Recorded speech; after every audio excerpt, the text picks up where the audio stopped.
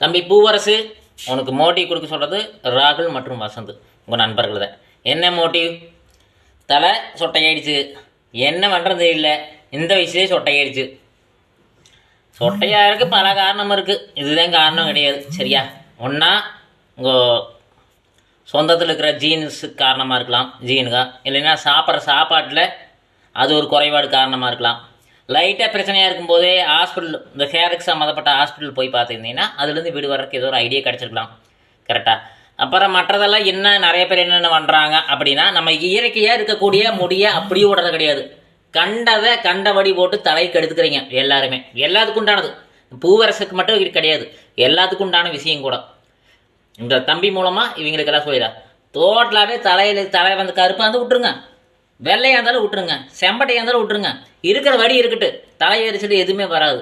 உங்களுக்கு எந்த பிரச்சனையாக இருந்தாலுமே, முடி பிரச்சனையாக இருந்தாலும் சரி, முடி கொட்டுற மாதிரி இருந்தால் அதுக்கு தகுந்த ஆஸ்பத்திரி போய் மருத்துவமனை பார்த்து சரி செய்துங்கள். நீங்கள் வாங்கி கடையில் வாங்கிட்டு அதையும் இதையும் போட்டு அப்புறம் பார்த்தா முடி கொட்டிகிட்டே இருக்குது, நிறைய கொட்டு முடி.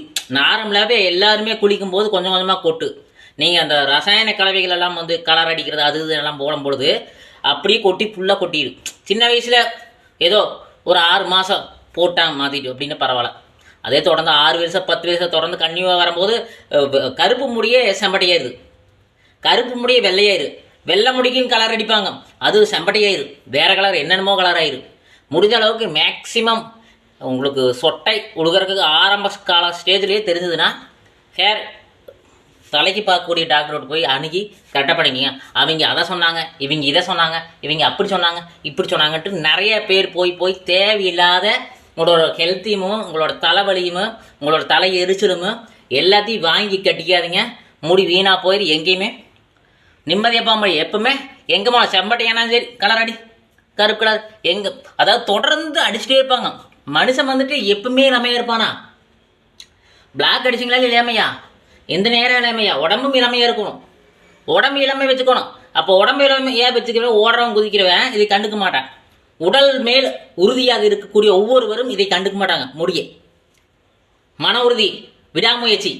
சரி, அஜித் மாறன் விடாமுயற்சி, அப்படியே நல்லா ஓடுறது ஒடியார ஆளுகள் எல்லாம் பார்த்தீங்கன்னா ஓடுறது இதோன்னு அச்சீவ்மெண்ட் பண்ணணும் அப்படி இப்படின்னு. நம்ம உடம்ப நல்லா பார்க்கணும்னா தலை கண்டுக்கூடாது, தலை கண்டிக்க மட்டும் உடம்பு பார்த்தாவே போதும். எல்லாரும் தம்பி பூவரசு சொட்டை விழுவதற்கு பல காரணம் இருக்குது தம்பி. சரியா?